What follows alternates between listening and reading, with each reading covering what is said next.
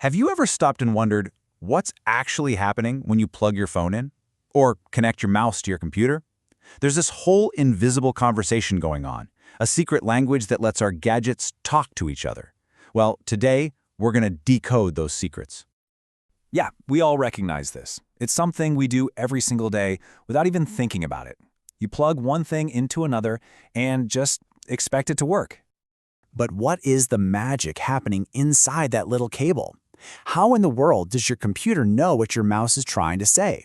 How does a huge file get from your laptop to a tiny flash drive? That's the core question we're going to answer right now.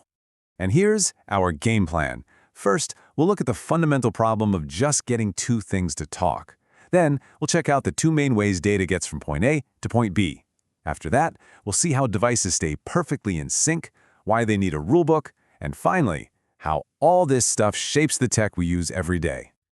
Okay, let's start at the very beginning. The basic challenge is simple. We need to get information from a sender to a receiver. But that information, whether it's a song, an email, or just a click of a mouse, has to get translated into the only language computers actually speak. So before a single bit of data can move, both devices have to agree on some ground rules. First, everything gets broken down into ones and zeros. But then you have to decide, okay, which end of the data do we send first? The most important bit or the least? How fast are we going to send them? And maybe most importantly, how will the receiver know when to listen and how to put it all back together? So, how do we start answering those questions? Well, one of the very first decisions is about the physical path the data will take. You can think of it like building a road. Are you going to build a simple one-lane country road or a massive 8-lane superhighway? So the first option, shown right here, is called serial communication. Basically, your data gets broken up, and each little bit has to get in a single file line and travel one after the other down one wire. It's exactly like cars on a single-lane road. Simple, clean, and orderly. Now, the other option is parallel communication. Here, you have a whole bunch of wires, in this example, 8 of them. So an entire chunk of data can be sent all at once, with each bit getting its own private lane. It's literally an 8-lane superhighway for your data. Now, on the surface, that sounds way faster, doesn't it? But here's the catch. Parallel communication needs a ton of wires, which makes the cables really bulky and complicated. You might remember those giant old printer cables. That was parallel. Serial is way simpler, but here's the really cool part. Over time, engineers got so good at pushing data down that single lane that they made it incredibly fast.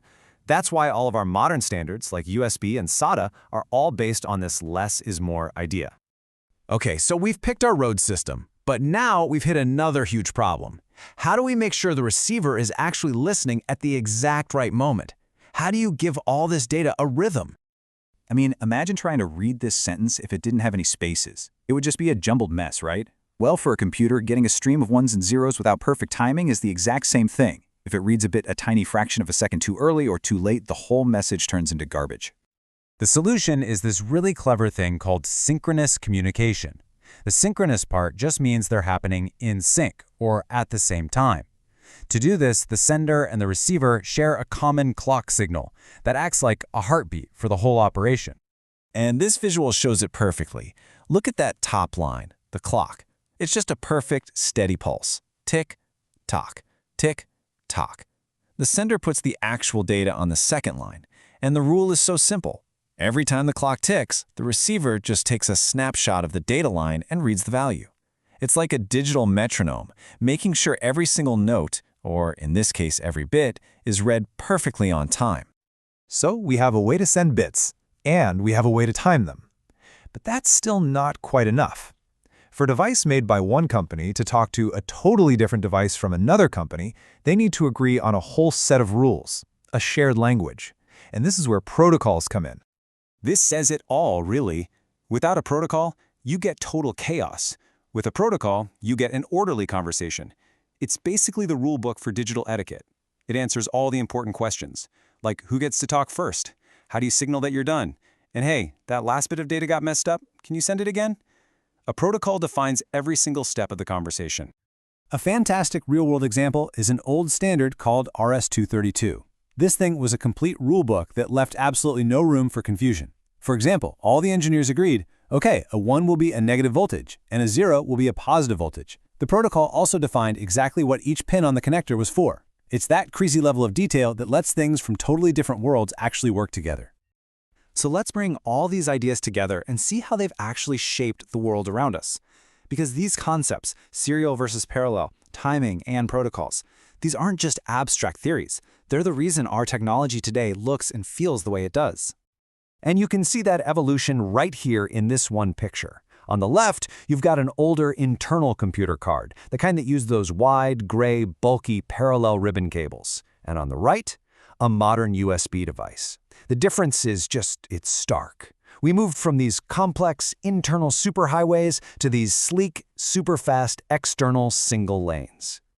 So the big takeaway is that in the end, the simpler design won. That one-lane road of serial communication, when you combine it with really smart timing and protocols, became the foundation for all the standards we rely on today, like USB for pretty much all our accessories and SATA for our computer's internal drives. So the next time you plug in a USB cable, I hope you just take a second to remember what's truly going on. It's not just an electrical connection. It's the beginning of a high-speed, perfectly timed, rule-based conversation. A silent, invisible symphony of ones and zeros happening all around us all the time. Makes you wonder, what other hidden conversations are shaping our world right now?